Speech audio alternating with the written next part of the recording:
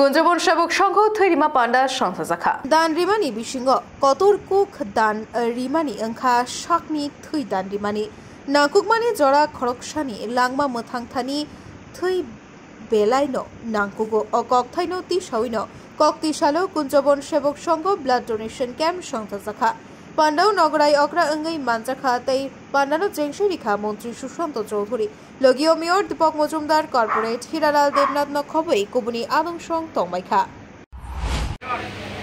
রক্তদান নিয়ে আসলে বলতে গেলে আমি যখন প্রবেশ করলাম আমি এই ভদ্রলোককে অধিকাংশ রক্তদান শিবিরে গিয়ে পাই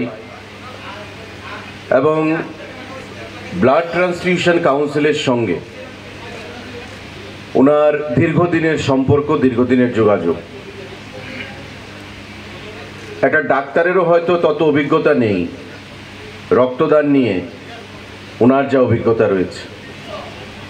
এবং ওনার বক্তব্যের পর আমার মনে হয় না আমাদের সেই রক্তদান নিয়ে বলার কিছু প্রয়োজনীয়তা রয়েছে বা বাকি কিছু রয়েছে। তারপরেও আমন্ত্রণ জানানো হয়েছে, আমরা মেয়র সাহেব বা আমাদের মুখ্যমন্ত্রী যদি 10 জনও রক্তদান করেন আমাদের কাছে নিমন্ত্রণ যায় বা আমরা নিমন্ত্রণ পাই, আমরা চেষ্টা করি সেখানে উপস্থিত থাকার জন্য শত ব্যস্ততা সত্ত্বেও। কারণ এটা একটা এমন জিনিস, আমি আপনাকে অর্থ দিয়ে সাহায্য করতে পারি না পারি, আপনাকে বিভিন্নভাবে আপনার চাহিদা মতো সাহায্য করতে পারি না পারি, রক্তদানটা একটা এমন জিনিস হয়ে দাঁড়িয়েছে বর্তমান সমাজে যে আপনার থেকে আমার, আমার থেকে আপনার, এভাবে আমি অজানা অচেনা এমন অনেক মানুষকে সাহায্য করতে পারি। যারা আজকে রক্ত দান করছে এখানে, তারা কিন্তু কেউ জানে না যে এই রক্ত কার শরীরে যাবে। এটা কোনো হিন্দুর শরীরে যাবে না, মুসলমানের শরীরে যাবে না, কলকাতার কোনো ব্যক্তির শরীরে যাবে না, সাবরুমের কোনো ব্যক্তির শরীরে যাবে। সমস্ত কিছু না জেনে না শুনে, তার পরিণতি কি হবে সেটা না জেনে আমি কিন্তু রক্ত দান করছি। একটাই উদ্দেশ্য যে আমি মানব ধর্ম পালন করব, যেটা স্বামীজি বলেছেন যে service to man is service to god. আমি মানুষকে ভগবান হিসেবে পূজা করব, কারণ ভগবানকে আমরা কেউ দেখি না। আমরা বিশ্বাস, স্বামীজির কথায় আমার বিশ্বাস যে মানুষের মধ্যেই ভগবান আছে।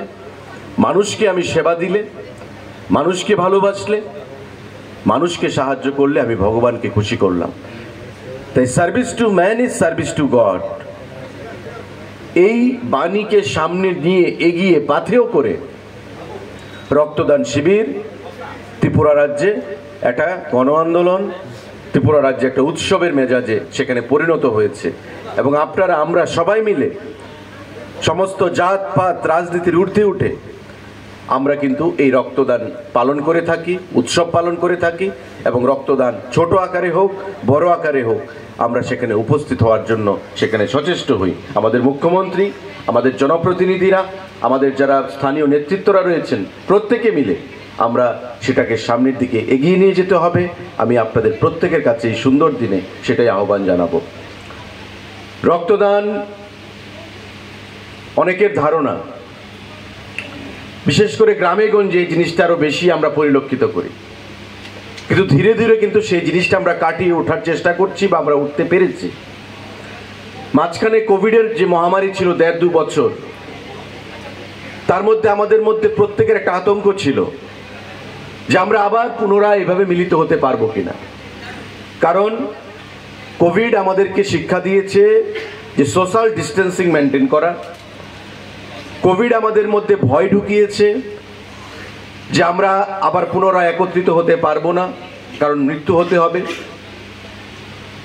কিন্তু পরিশেষে আমরা দেখলাম কোভিডকেও আমরা পরাজিত করেছি আমাদের প্রধানমন্ত্রীর চেষ্টায়, আমাদের সকলের নিয়মানুবর্তিতায়, আমাদের প্রত্যেকের প্রচেষ্টায় আমরা পুনরায় বিভিন্ন সামাজিক অনুষ্ঠানগুলোতে একত্রিত হয়ে আমরা আগের মতো উৎসবে আমরা মিলিত হচ্ছি। এবং রক্তদানও, যখন কোভিড ছিল রক্তদানে একটা ভাটা পড়েছিল, অস্বীকার করে লাভ নেই।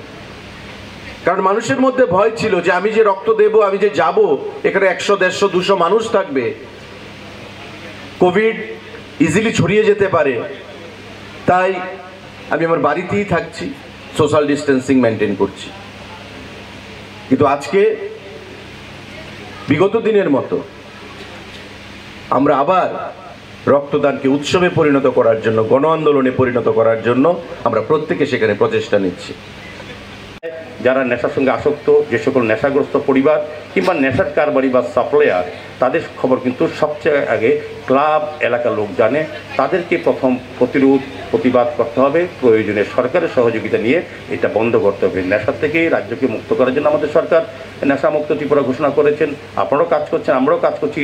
তাই সার্বিক এটা একটা সামাজিক বিপ্লব, প্রতিরোধে এবং প্রতিকারে এগিয়ে আসতে হবে। এই কথাগুলি বলে সকলকে অনেক অনেক ধন্যবাদ, শুভেচ্ছা জানিয়ে আমার আলোচনা।